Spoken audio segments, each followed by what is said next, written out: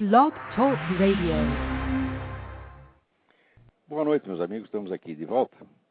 E hoje, infelizmente, serei obrigado a dedicar uma boa parte do nosso programa a essa figura ridícula desse Paulo Giraldelli, né? Porque ele voltou à carga, né? Redobrando a aposta com um blefe medonho, né? Se vocês bem se lembram, o começo da história foi porque ele disse que eu cometi um erro crasso num artigo ao classificar os filósofos como amantes de espetáculos. E daí diz ele aqui, isso nesta mensagem de agora. Era um erro crasso, maluco, pois lembro da minha primeira leitura de Platão no colégio por volta dos 14 para 15 anos. E lembro bem dos meus professores. Todos nós sabíamos que amante de espetáculo é uma coisa e filósofo é outra. É uma distinção clássica em Platão. Para um comentador que insiste nessa distinção, veja Daniel Devereux, Plato Metaphysics em C. Shields' Ancient Philosophy, editado pela Blackwell. Bom, isso aqui é como começou. Daí, eu expliquei que tanto o amante de espetáculos comum quanto o filósofo são ambos amantes de espetáculos, que pertencem ao mesmo gênero, havendo apenas uma diferença. Eis aqui o trecho que ele cita. Eis aí abaixo o Olavo de Carvalho reiterando o erro dele e, pior, aprofundando ainda mais o erro. Abre aspas para a citação que ele faz de mim. O que o Platão faz é o seguinte, ele distingue entre dois tipos de amantes de espetáculo. Aqueles que gostam de qualquer espetáculo, que se deleitam no espetáculo das aparências, e aqueles que se deleitam no espetáculo da verdade. Então, são dois tipos de amantes de espetáculo. E aí vai o Giraldelli, né? Dizendo que isso é um erro crasso, que é medonho, que eu estou ainda redobrando o erro, mas que ele, aspas, como filósofo que tem responsabilidade para com a juventude, né, ele vai pôr a coisa em pratos limpos e citar aqui diretamente o trecho da República. Em seguida, ele cita o trecho da República, 476A e B, em inglês. Né? Muito bem, nesse trecho, de fato, Sócrates faz ali uma distinção entre o amante de espetáculos e o filósofo, tá certo? Não preciso ler o parágrafo inteiro, de fato é essa a distinção que está ali. Muito bem. Acontece que é o seguinte, ele cita aqui República, mas não diz qual é a edição nem nada. Como ele citou antes o Daniel Devereux, está na cara que é um trecho que ele extraiu do artigo do Daniel Devereux, colocado no livro Ancient Philosophy de C. Shields, né? Muito bem. Acontece que se ele tivesse lido a República, ele jamais poderia chegar à linha 476A sem passar pela linha imediatamente anterior, que é 475D, na qual, vejamos, aqui eu fui conferir o negócio, eu me lembrava claramente disto, mas no programa passado eu não citei o texto, né? Com linha e número, e não citei de propósito, para esperar que ele citasse, porque eu queria saber de onde ele tirou essa bobagem. Né? Então, vamos ver aqui, eu fui conferir agora em duas traduções, duas das muitas que eu consultei ao longo da vida. Uma é a do Paul Florey na Loeb Classical Library, que é acompanhada do original grego. E outra é do Leon Robin, que foi editado pela Pleiade, que foi, sem dúvida, um dos maiores estudiosos de Platão no século XX. Então, eu vou ler aqui primeiro a do Robin, depois a do Paul Florey, e depois vou ver como está no original, e vocês vão tirar definitivamente esta dúvida. Então, o interlocutor pergunta ao Platão, note bem, não se os filósofos são amantes de espetáculos, mas se os amantes de espetáculos, em geral, são filósofos.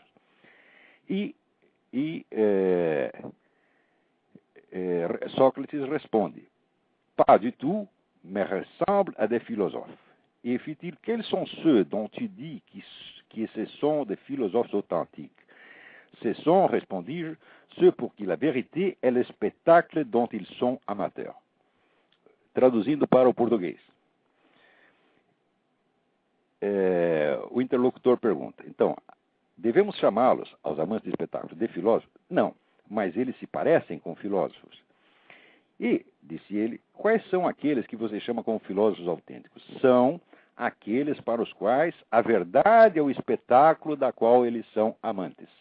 Ou seja, Sócrates está claramente classificando os filósofos como amantes de espetáculos, com a diferença específica de que são amantes do espetáculo da verdade. Do mesmo modo, na tradução da Paul Shorey, Lib Classical Library, está aqui.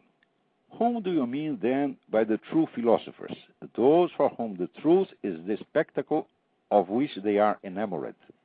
Ou seja, são aqueles que estão enamorados do espetáculo da verdade, como os outros estão enamorados do espetáculo da aparência. No original grego, a coisa é ainda mais forte. Tois tes aleteias en dego philotheamonas. Philotheamonas é como se diz amante de espetáculo em grego. Então, o filósofo é o philotheamon da aletheia, da verdade. É o amante do espetáculo da verdade. Isso está muito claro na linha imediatamente anterior. Não é isso? Ora, se o Paulo Giraldelli tivesse lido a República, ele não chegaria à linha 476 sem ter passado pela linha 475. Mas como ele jamais leu a República, ele apenas pegou este trecho citado no Daniel Devereux, então ele ficou com a impressão de que a distinção entre os amantes de espetáculos e os filósofos não é uma distinção de gênero e espécie, mas é uma distinção radical absoluta, é uma distinção de substâncias, quando está na cara que é uma distinção escalar. Existem aqueles que amam o espetáculo das aparências e existem aqueles que vão além das aparências e amam o espetáculo da verdade. Isso está muito claro para quem leu a República. Agora, para quem catou um trechinho do Daniel Devereux, tá certo? E quer esfregar na minha cara, mostrando para se fazer de superior, tá certo? Pegar isso aí e esfregar aquele diplominha de merda dele, aí é outra coisa, tá certo? Então, esta é a diferença, tá certo? Entre esta molecada que sai com diplominha da USP e um estudioso de verdade. Para estudar um texto clássico, você só tem um jeito, você tem que se munir das melhores traduções do original, grego ou latino, e de um excelente dicionário que eu uso aqui, o do Charles Bailly, tá certo? Que é provavelmente o melhor dicionário grego em um volume só que existe, tá certo? Então, de cara, você vê que o mesmo termo, philotheamon, é usado com relação aos amantes de espetáculos em geral e é usado aos amantes da aletheia da verdade. Tá certo? Não há a menor dúvida quanto a este ponto para quem quer que tenha lido a República. Agora, para quem cisca trechinho em livro de segunda mão, essa distinção evidentemente não existe e só existe a diferença radical que é, vamos dizer, a impressão que fica se você lê só o parágrafo seguinte, 476A. Então, uma coisa é estudioso de verdade, outra coisa é aluninho da USP, tá certo? Eu, quando era jovem, eu fui assistir várias aulas na USP como ouvinte e cheguei à conclusão que eu não devia frequentar aquela faculdade. Por quê? Eu ia perder 1h30 para chegar lá, outra 1h30 para voltar, várias horas por dia em assembleias estudantis, debates idiotas, e não ia estudar coisíssima nenhuma. Então, fazendo as contas, essas 6 ou 7, 8 horas perdidas seriam melhor aplicadas se eu ficasse em casa e se eu estudasse 3 horas por dia, que, aliás, é o que Aristóteles recomenda, umas 3 horas por dia, tá certo? Não passar disso porque a cabeça humana não aguenta. Então, se eu aplicar essas 3 horas por dia no estudo verdadeiro, seguindo os métodos admitidos em verdadeiros centros de estudo universitário no mundo, eu iria muito mais adiante, como de fato fui. E como qualquer pessoa pode ir, se ela quer conhecimento, tá certo? E não um papel social, e não uma posição social para ficar brilhando e jogando na cara dos outros, como faz esse palhaço desse Paulo Giraldelli. Mas, se fosse este todo o problema, tá certo? Seria apenas, vamos dizer, mais um blefe entre os inúmeros que eu já vi esse pessoal de esquerda dar, tá certo? Acontece que o Paulo Giraldelli vai um pouco adiante, ele mente. Inclusive nessa segunda mensagem que ele postou agora, ele mente novamente dizendo que eu falei mal da esposa dele. Quando se ouvirem o programa, ouvirão claramente eu dizer que não há nada de errado com a moça. Eu disse exatamente estas palavras. Há de errado com o Paulo Giraldelli. Não falei nada de mal dela, não adianta querer se fazer de vítima para cima de mim. Tá certo? Muito bem. Agora, na primeira mensagem, tá certo? O Paulo Giraldelli, né, foi tão longe, tá certo, na vigarice, que chegou a inventar a minha vida. Tá certo? Eu até escrevi umas notinhas aqui, que eu nem sei se vou terminar. A qualquer hora eu ponho isso na minha parte, mas não sei se vou ter tempo de terminar, então eu vou ler para vocês. tá certo? Os pedaços aqui que eu anotei. Na década de 80, mergulhado em estudos de religião comparada, eu mantinha uma intensa troca de cartas com alguns dos mais prestigiosos eruditos da área, entre outros o ex-diretor da seção de manuscritos orientais do Museu Britânico, Martin Lins, e o ex-ministro da Cultura do Irã, Seyed Hossein Nasr, o maior filósofo vivo do Islã e reconhecidamente um dos maiores do mundo. Aproveitou todas as oportunidades de viagem para encontrá-los pessoalmente e incomodá-los com toda a sorte de perguntas, recebendo deles, como sempre, uma atenção calorosa e bem superior à merecida. Nasr, então recém-exilado em Washington, consentiu mesmo em servir de guia turístico para mim e para um grupo de jovens amigos, levando-nos a museus e outros pontos memoráveis da capital americana e fazendo questão de apresentar-nos, já que tínhamos perguntas específicas, ao autêntico calígrafo islâmico tradicional, o grande Yusuf Ibish. Traduzi vários textos de Nasr e de Lins para os meus alunos, mas nunca me ocorreu a ideia, inexistente em meios intelectuais normais, de me promover às suas custas, muito menos mediante o grotesco expediente de anexar algum texto meu ao deles e publicá-lo com o meu nome na capa ao lado dos seus, simulando coautoria e ludibriando os leitores provincianos. A única vez que posei numa capa de livro ao lado de um autor de prestígio mundial, René Girard, foi numa obra coletiva com outros dois contribuintes e não foi mediante colagem ex post facto, e sim em razão de uma mesa redonda que tivemos na Faculdade da Cidade, no Rio de Janeiro. Ademais, não fui eu o editor da obra, nem fui consultado quanto à capa. Se fosse, eu diria, jamais me coloque como coautor, porque houve uma conferência principal, que foi a do René Girard, e houve 3 intervenções, 3 comentários a ser feitos depois, um dos quais o meu. Portanto, eu não sou um coautor, eu sou um comentador. Você pode colocar o meu nome na Folha do Rosto como comentador, jamais como coautor. Mas a edição foi iniciativa deles. Muito bem. Conto essas coisas para dar aos leitores a medida exata do personagem do qual me vejo obrigado a falar nas linhas seguintes, o qual construiu uma carreira acadêmica inteira, fazendo amizade com o filósofo americano Richard Rorty, o que não era difícil, sendo Rorty notoriamente o mais gentil embrulhão intelectual de todos os tempos, escrevendo prefácios para os textos dele e em seguida estampando-se a si próprio na capa como coautor, em vez de recolher-se modestamente à folha de rosto como prefaciador ou editor, como é certo e usual fazer nessas circunstâncias, e como fiz com os textos de Mário Ferreira dos Santos e Otto Maria Carpo, e até com os de um autor totalmente desconhecido do público paulista, o poeta e filósofo pernambucano Ângelo Monteiro, cujos ensaios reuni e lancei na praça. Não parasitei em proveito próprio nenhum dos autores ao quais servi com modéstia e sinceridade de canal para que chegasse ao público. E não vejo nisso nenhum mérito especial, apenas a obediência normal e rotineira a uma regra mínima, que, por seu caráter elementar e incontornável, é menos de honestidade intelectual do que de saúde pública. Quer dizer, isso é uma regra, vamos dizer, de saúde pública, que ninguém que esteja no meio intelectual pode ignorar. Quer dizer, se o sujeito começa a constar na capa como coautor de textos dos quais ele acrescentou um comentário, então, evidentemente, é um picareta, é um vigarista. Vocês podem imaginar, portanto, o desgosto que sinto ao ver-me constrangido a prestar atenção a um personagem que só chegou a ocupar algum espaço, ainda que modestíssimo, por meio do mais torpe e mesquinho dos expedientes editoriais, e cuja mais alta realização intelectual até agora é um filminho pornô estrelado por ele próprio e sua esposa, do qual voltarei a falar mais adiante. Ao longo da vida, discuti com vários tipos desprezíveis, mas eram vigaristas intelectuais, e não vigaristas tout court, vigarista no sentido material da palavra, ao menos segundo o que eu pensava na época. Quando depois eu soube que o professor Emir Sader se enquadrava na segunda categoria, já era tarde, o debate já tinha acabado. A trapaça intelectual pode ser combatida mediante simples denúncia ao público, mas a trapaça pura e simples é algo que não cabe discutir, algo que requer uma ação punitiva de ordem jurídico-policial, se ela for possível, que no momento não é, porque estando eu aqui nos Estados Unidos, não vou poder processar o cara aí. A diferença aí é a que mede entre a simples imoralidade e o crime. Aqueles tipos que retratei em um imbecil coletivo e que depois tive a ocasião de desmascarar por completo em todos os confrontos polêmicos que tiveram comigo, chegavam com frequência a falsear minhas ideias para mais facilmente dar a impressão de havê-las refutado. Este de agora falsifica minha vida, minha biografia, meus atos, com a intenção de incutir no seu minguado público um ódio injustificado à minha pessoa. Falsificar, no caso, é até eufemismo. Ele a inventa ex nihilo, mas não se contenta com isso.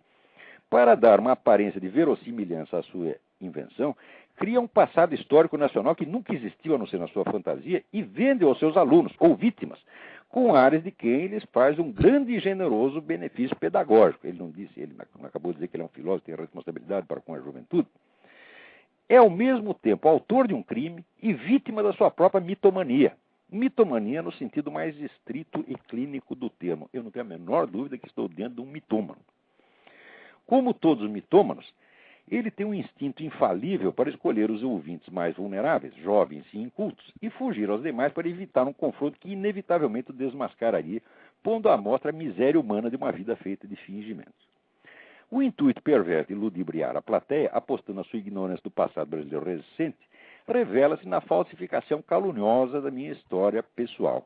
Um blefe audacioso que nem mesmo Emir Sader ou Leandro Conder ousaram jamais arriscar. Segundo o Patife, fui, aspas, um simples anticomunista daqueles que a ditadura militar alimentava, fecha aspas. Evidentemente não tem a obrigação de provar nada quanto a esse ponto. Cabe a ele apresentar as provas de que durante o regime militar empreendia uma campanha anticomunista, por modesta que fosse, e recebia algo do governo por isso.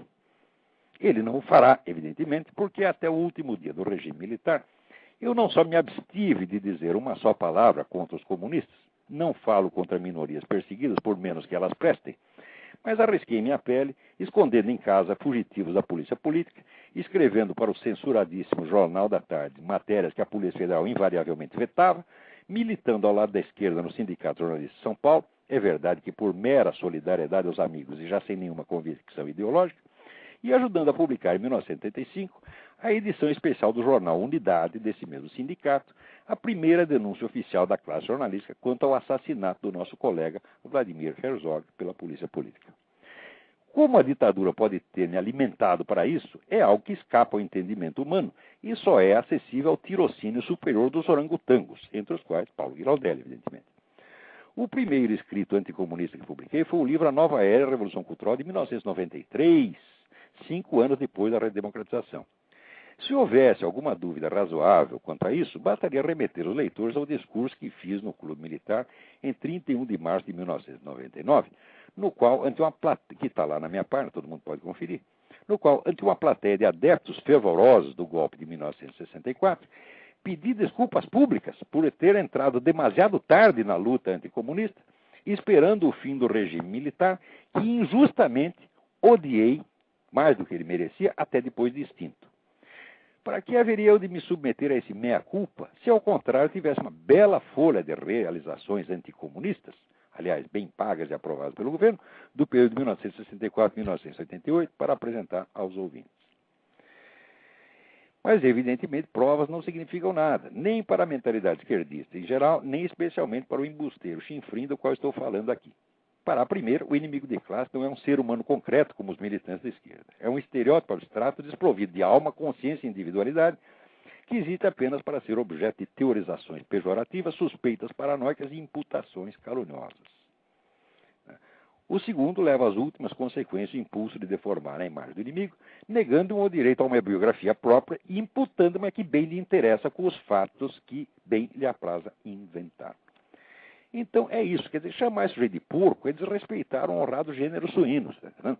E o sujeito é um mentiroso barato, é um trombadinha, tá certo? É um bandidinho pé de chinelo, tá certo? Que não merece sequer um tapa.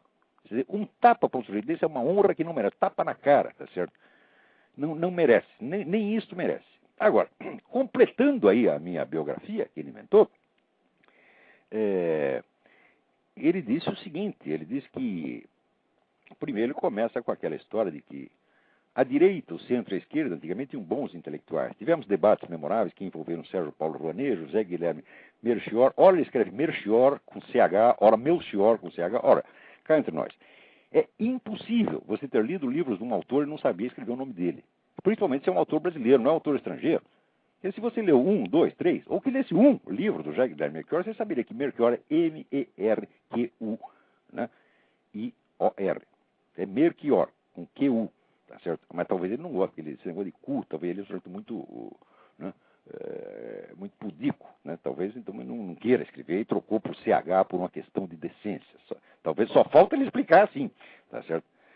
Muito bem. O último bom pensador da direita, para o gosto dos é claro que a direita sempre esteve em desvantagem. Seus quadros eram mais escassos. O último pensador da direita, bom pensador da direita, para o gosto dos direitos, não para mim, foi José Guilherme Melchior.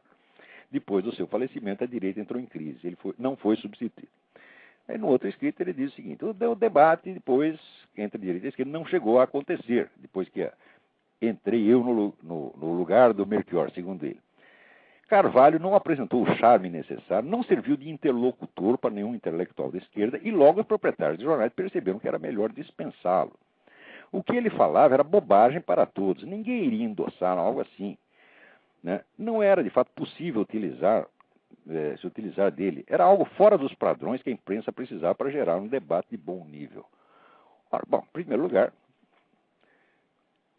todos os debates que eu tive com esse pessoal da esquerda, com os intelectuais da esquerda, estão todos publicados. Estão todos publicados e documentados. Por mim, evidentemente, porque eles esconderam debaixo do tapete.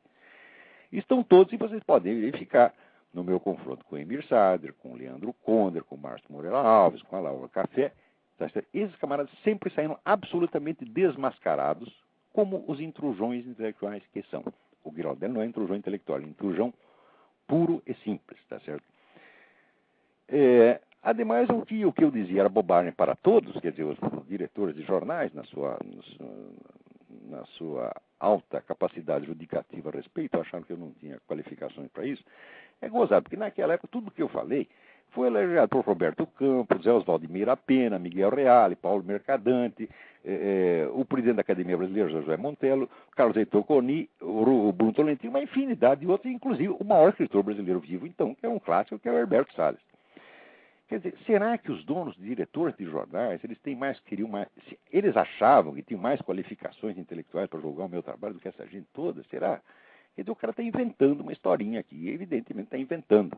Quer dizer, eu fui tirado do jornal por motivo político e não por causa disso aqui. Agora, é claro que a gente pode tentar depois disfarçar o motivo político e fazer essa mesma farsa do Giraldelli, quer dizer, você levando em pino o narizinho e diz, não, ele não tinha qualificação para o debate, tá entendendo?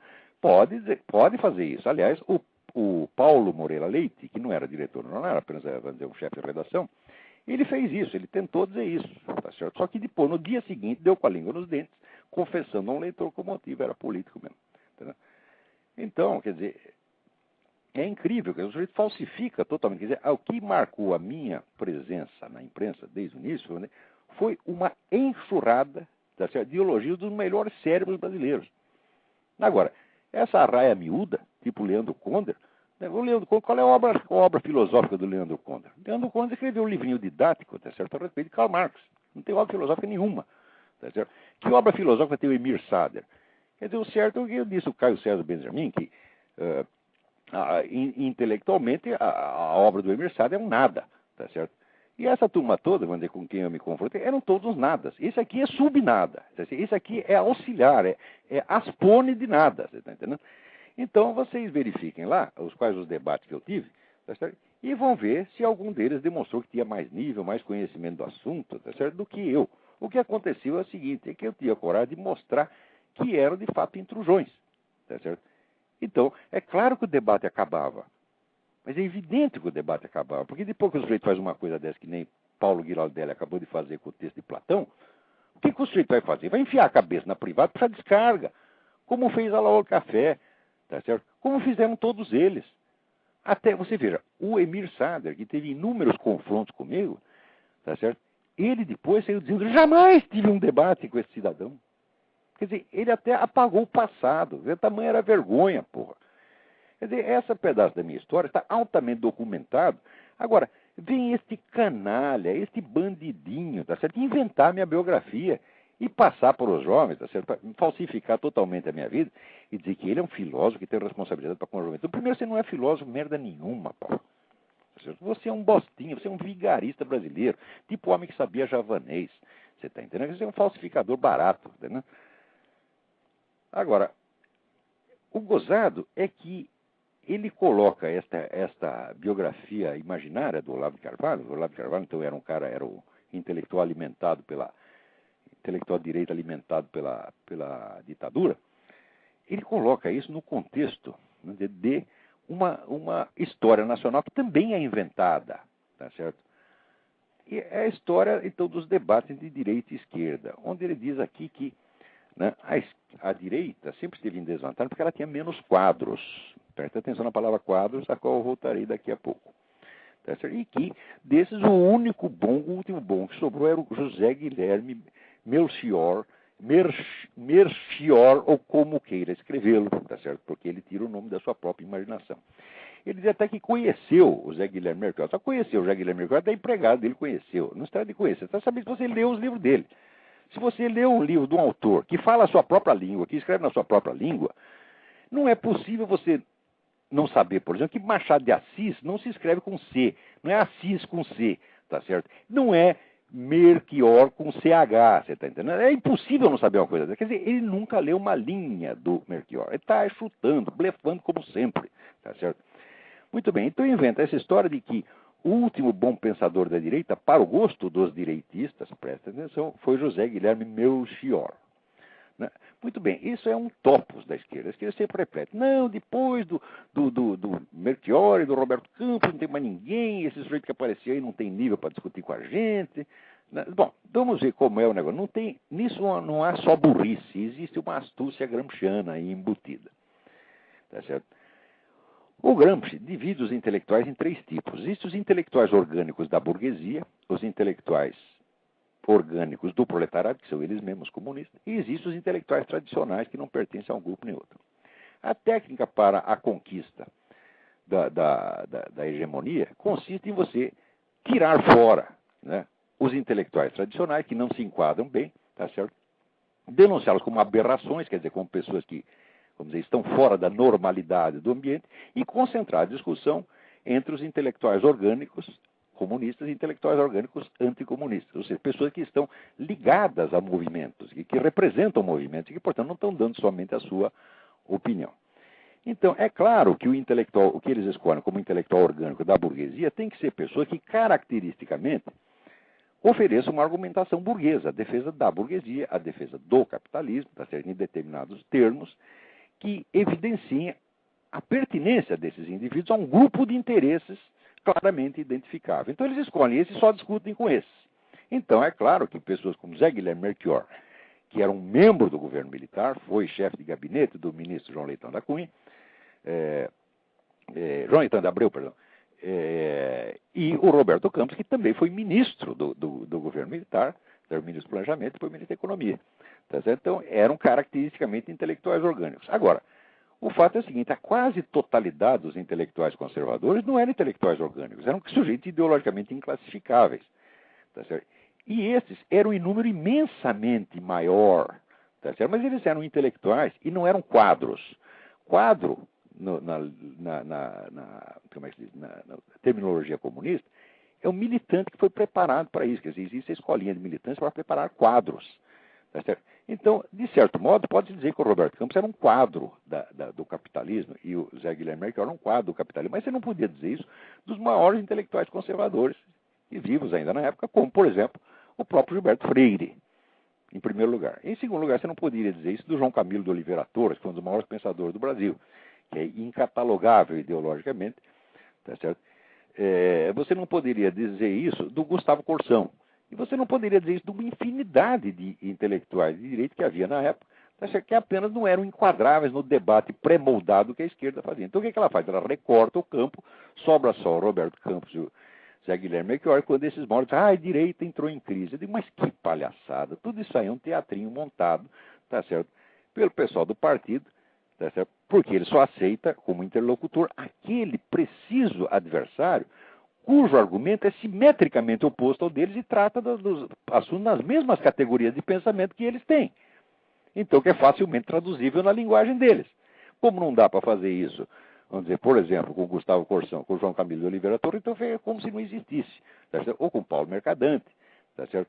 Aliás, o próprio Meira Pena. Quer dizer, o Meira Pena se aproximaria mais da ideia do intelectual orgânico da burguesia, mas também difere pela amplitude de referência dele. Tá certo? Quer dizer, não podemos esquecer que o Meira Pena foi um estudioso, discípulo de Jung, tá certo? E uma metade da obra dele é coisa de psicologia social que não se enquadra mesmo na coisa da polêmica pró-capitalista ou anticapitalista. Então, até o Meira Pena eles tiraram. E tiraram gente de porte imenso, como Antônio Olinto. Antônio Olinto era um grande intelectual conservador brasileiro, romancista, cujos livros estavam traduzidos em 32 idiomas no mundo. Foi um dos grandes romancistas da América Latina. O livro de La Casa da Água foi traduzido no mundo inteiro. Muito bem. O que fizeram com Antônio Olinto? Durante mais de 20 anos, o nome dele esteve proibido pelo partido em todas as publicações culturais que eles dominavam. Isso é todas, porque eles dominavam todas. Tá certo?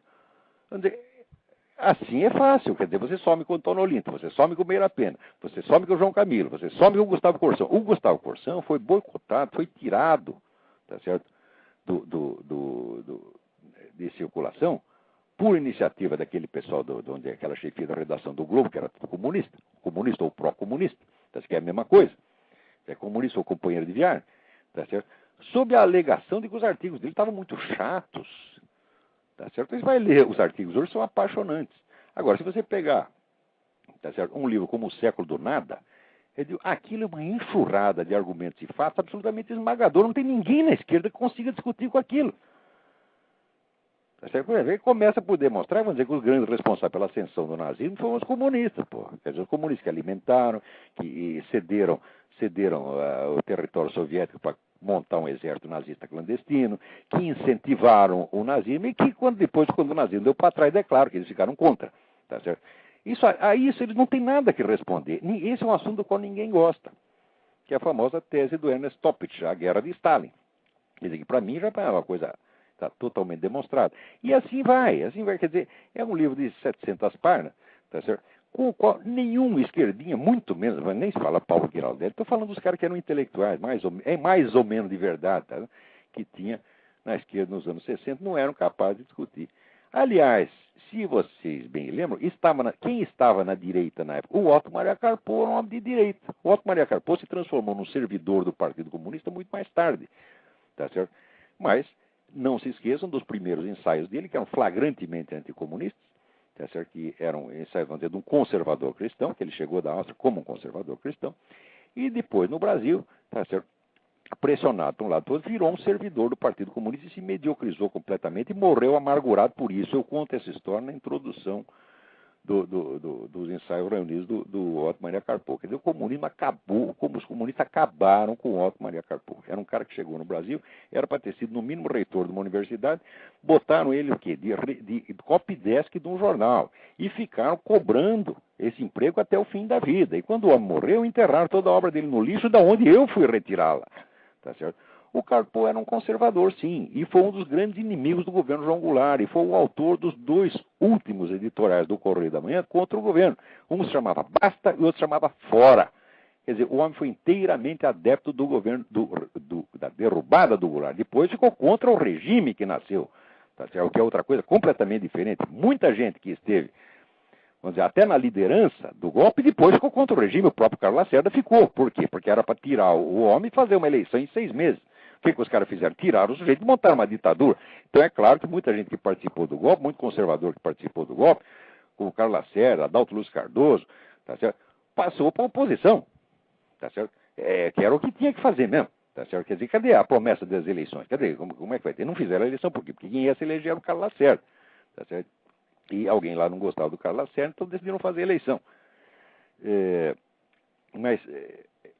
Isso quer dizer que na direita, na época de 64, estava até o próprio Otto Maria Carpo. As 3 maiores inteligências vivas do Brasil, não é? As 4.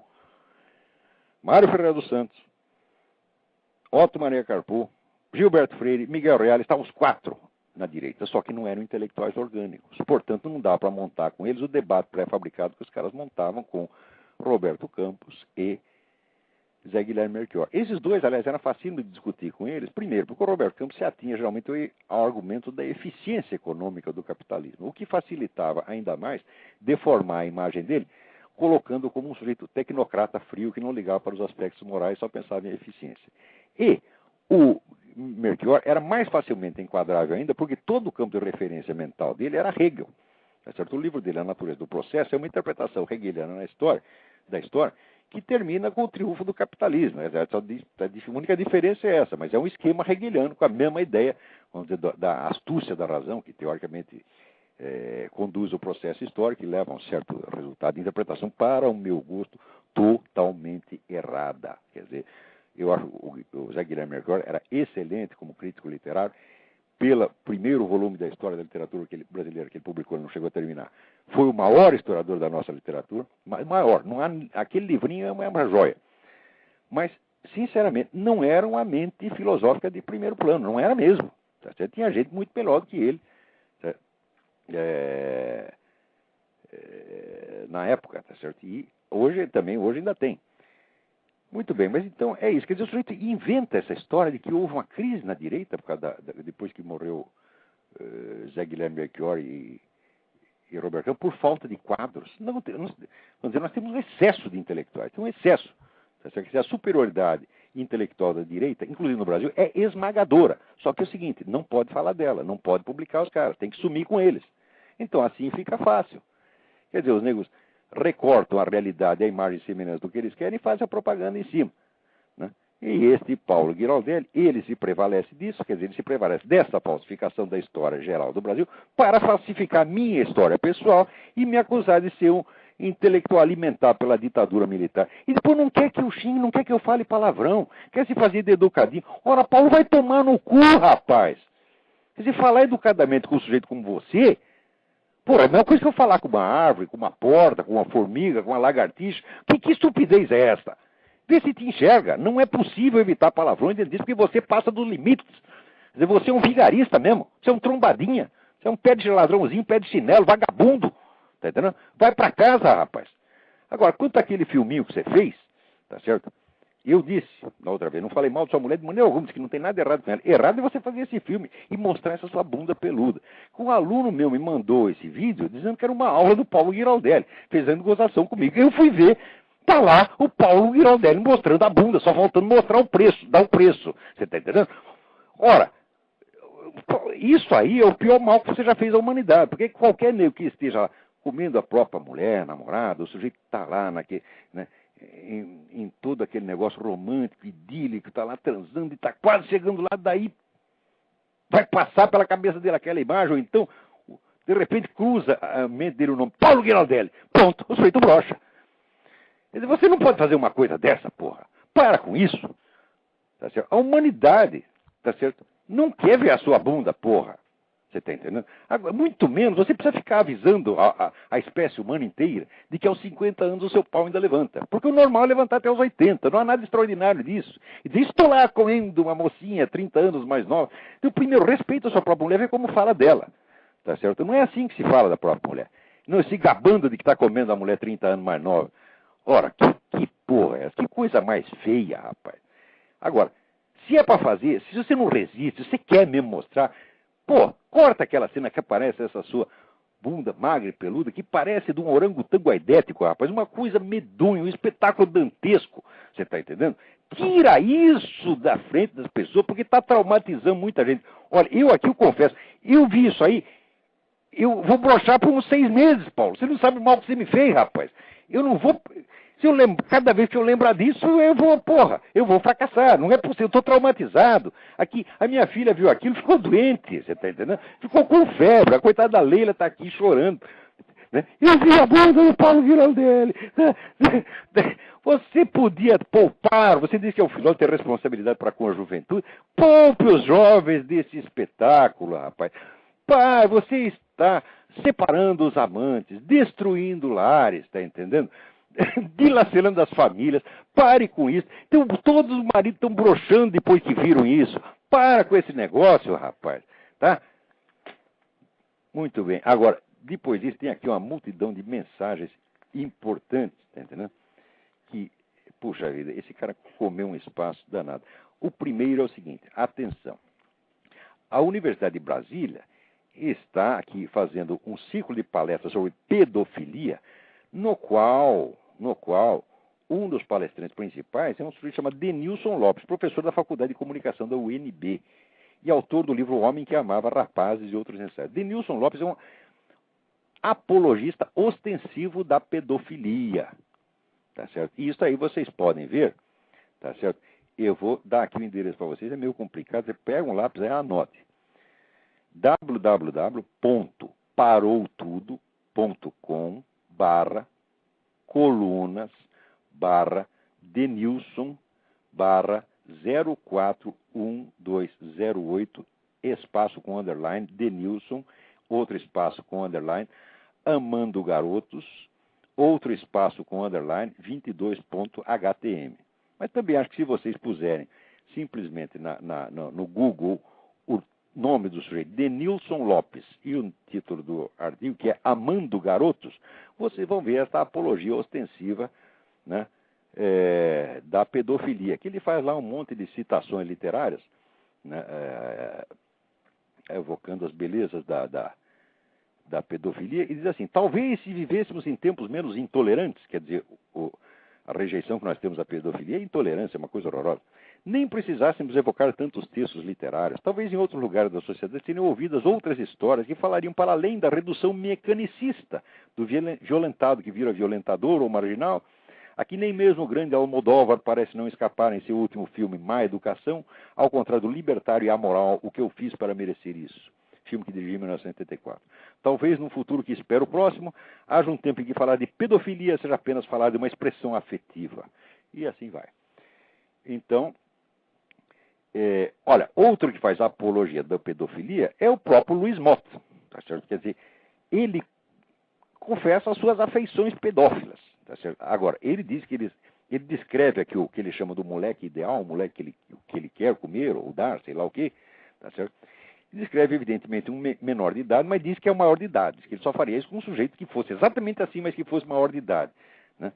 Ora, imagina o detalhe, né? A carteira de identidade é um detalhe erótico, né, que deve excitá-lo muito. Quer dizer, o sujeito tem tudo aquilo, mas se ele não mostra a carteirinha de 18 anos, então o Luiz Mott brocha e não tem mais atração por ele. Que brincadeira é essa? Então o sujeito está dizendo claramente que é atração explícita por meninos, adolescentes, né? E isso aí vocês podem verificar no site, no blog Jael Savelli, com 2 L's, .blogspot. Procurem e vocês vão ver, né?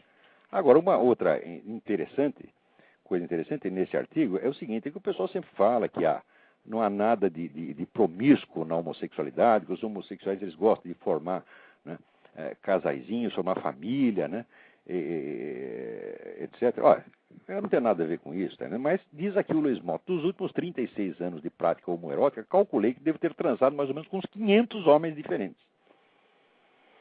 Eu não vou falar mal dele por ter transado com 500 ou 501. Eu só vou dizer o seguinte, que essa história de casalzinho gay, de família gay, isso é empulhação.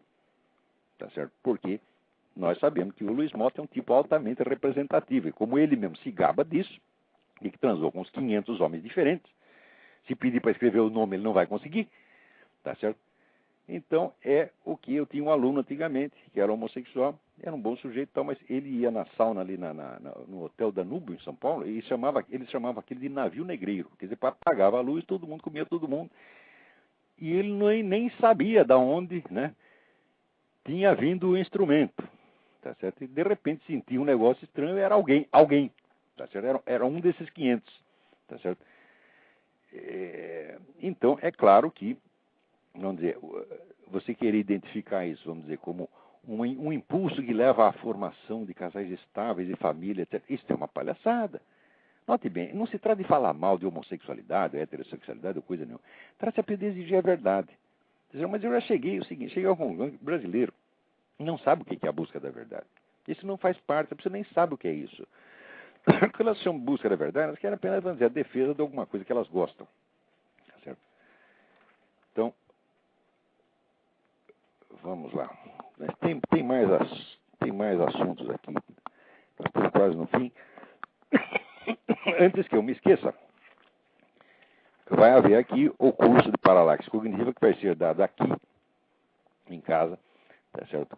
Na Virgínia, tá certo? E vocês podem obter informações com o EDUI no número 041-3362-0200 ou 041-3262-0100.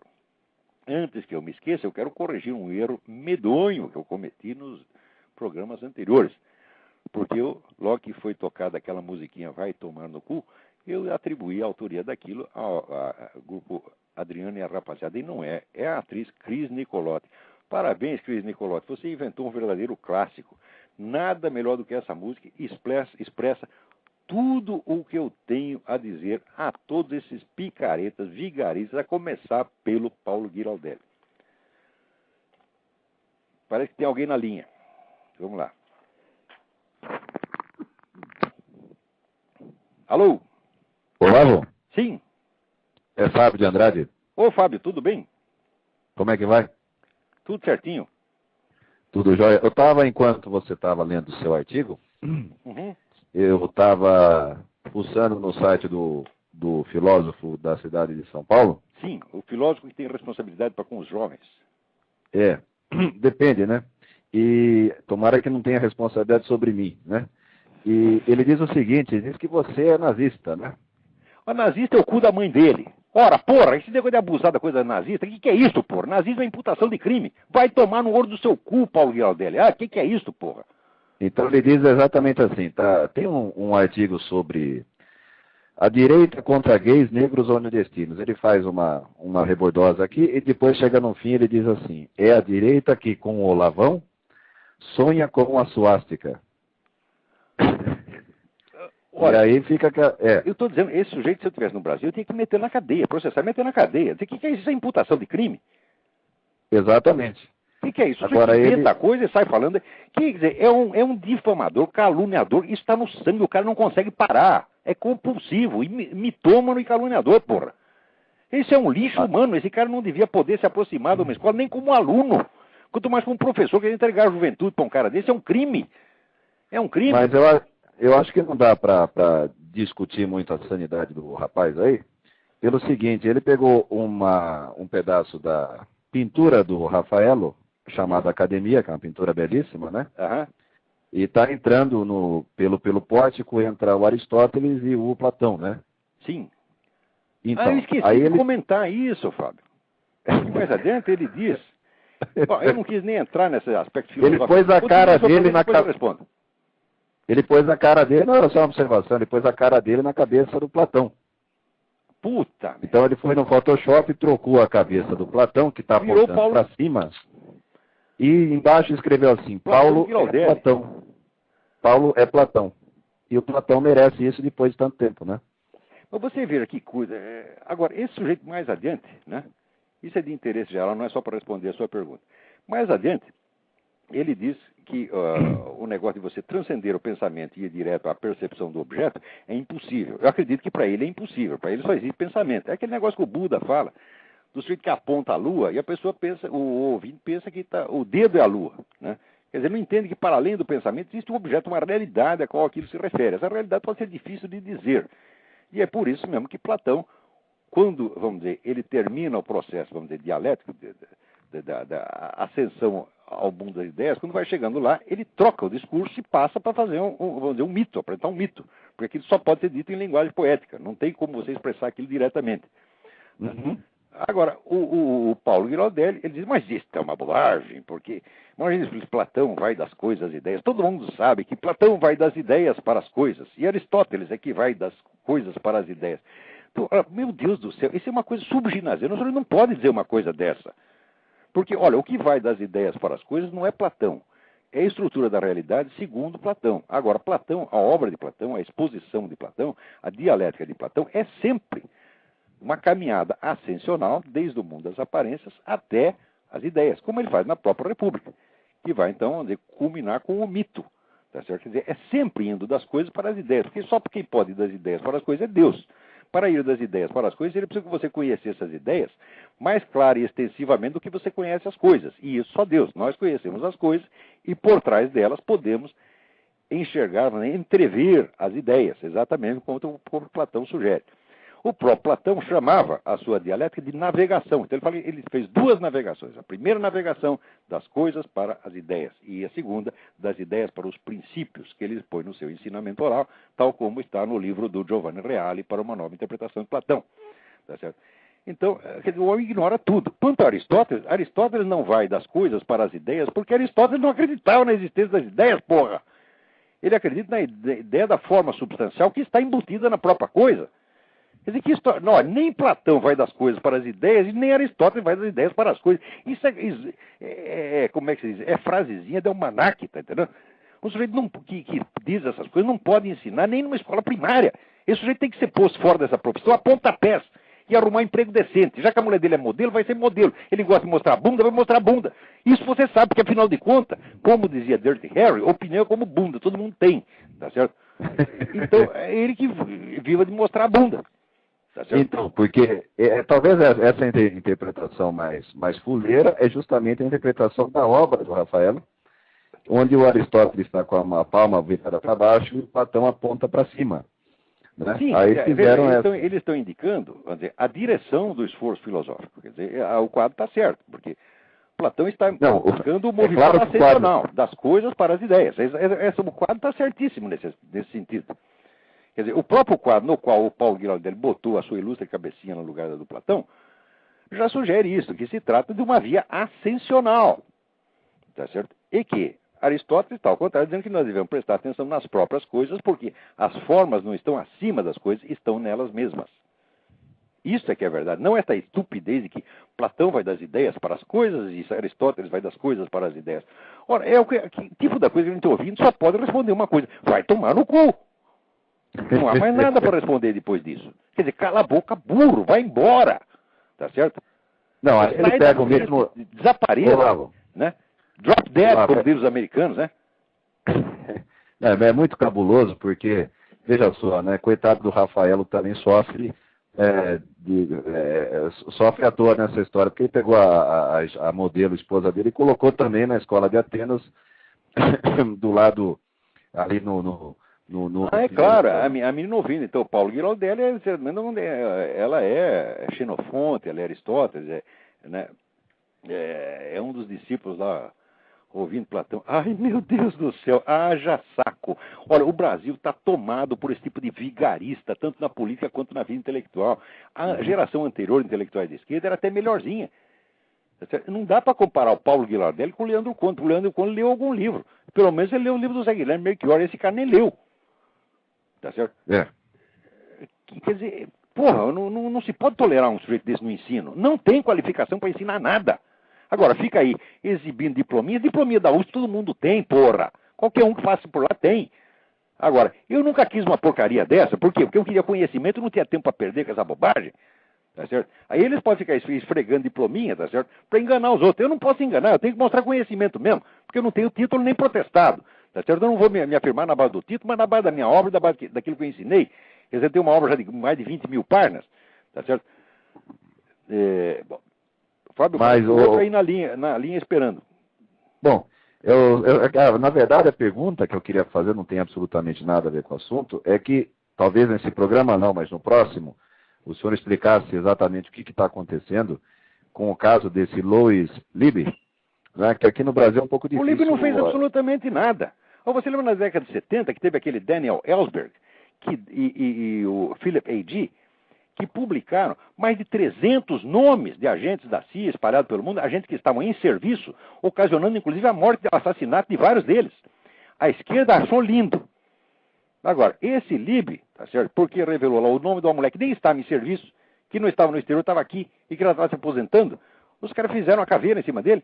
Quer dizer, é uma coisa de 2 pesos, 2 medidas, é guerra assimétrica, tá certo? O coitado do Liby não fez coisíssima nenhuma. Tá certo? E ele revelou o nome da Valerie Plame, né? Valerie Plame, que era uma agente que não estava em serviço, que já estava se aposentando, estava indo embora.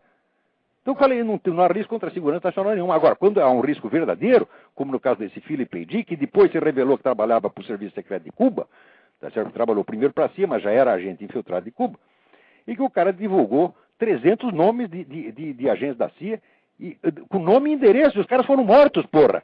A esquerda inteira, quando o cara foi preso, achou que era uma injustiça, que o coitadinho do Philip A.G. estava sendo perseguido. Agora, esse Liby, que não fez absolutamente nada, eles querem a caveira e pintam o cara como um monstro. Mas esquerdista é mesmo assim. Olha, esquerdista honesto é quadrado redondo. Porra, não existe nenhum esquerdista honesto, nem jamais vai existir. São todos sociopatas, são todos vigaristas do fundo da alma. Porque essa é a tradição revolucionária do mundo. A tradição revolucionária é falsificação, a tradição revolucionária é empulhação, e ela, na verdade, é o único grande mal do mundo. Se você vê, os países onde não teve revolução, como Inglaterra, Estados Unidos, são muito melhores do que aqueles que têm. Estou falando de revolução social, não a revolução da independência, que não é bem a revolução, é uma guerra nacional. Mas os países, a Europa inteira, vamos dizer, ficou para trás por causa das revoluções, enquanto a Inglaterra, sem revolução, ia para frente. Esse é assim em toda parte. Então, é interessante... Até da Escandinávia, que progredindo para cá, não tem revolução em nenhum deles. E o Japão também não, né? O Japão também não. Bom, então é isso. Estamos aí na... Tem alguém na fila para falar. Obrigado, Fábio. Tá bom, Olavo, falou, até mais. Um abração. Vamos ver quem mais está na fila aí. Alô? Olavo, pronto? Sim. Marcelo. Marcelo, fala rápido que nós temos 1 minuto. Isso, eu vou primeiro parabenizar você pelo programa. Obrigado. Parabéns, eu adicionei aqui no meu podcast. E queria que você, oportunamente, eu sei que estamos no fim do programa, não tem importância, o que mais quer dizer oportunamente, desse para nós a sua opinião aí sobre essa questão da nova censura que está se impondo no Brasil. Ela afronta contra todo e qualquer direito. Isso é a minha opinião. Quero ver a Não, é exatamente isso. Vale. É exatamente isso. Quer dizer, a liberdade de expressão ela é garantida na Constituição Federal. Então, já de cara, quer dizer, qualquer norma de jus, não interessa o que venha eles por estão aí, montando um sistema... Tudo que essa petralhada usa, não vale nada porque, afinal de contas, nós vivemos num Estado democrático de direito, ou pelo menos supostamente. Supostamente e tal. Então eu queria que você, oportunamente, abordasse isso. Eu sei que você está... Eu vou fazer isso, inclusive, o meu próximo artigo do Jornal do Brasil, que vai sair quinta-feira próxima, é exatamente sobre isso. Eu não leio o Jornal do Brasil, porque eu estou em São Paulo. Não, você pode pegar na minha página. Isso, eu pego na tua página. Eu sou muito cidadão, tudo. Mas você vai ter outras oportunidades. Guarda o meu nome aí, por favor, essa minha perguntinha. Tá bom, Marcelo, não vou esquecer a sua pergunta. Aliás, ela já está respondida no artigo, mas no programa que vem a gente comenta mais um pouco. Então, tá bom. Queria saber se você tem mesmo 6 filhos, como aparece no... Eu 8. 8? Tenho 8 filhos, 8 de fato. É. Então, meus parabéns pela linda família também. Tenho 8, eu não sou como o Paulo Giraldelli, né? Ele aos 50 anos, o pau dele levanta, ele fica deslumbrado, tem que mostrar para a humanidade. Né?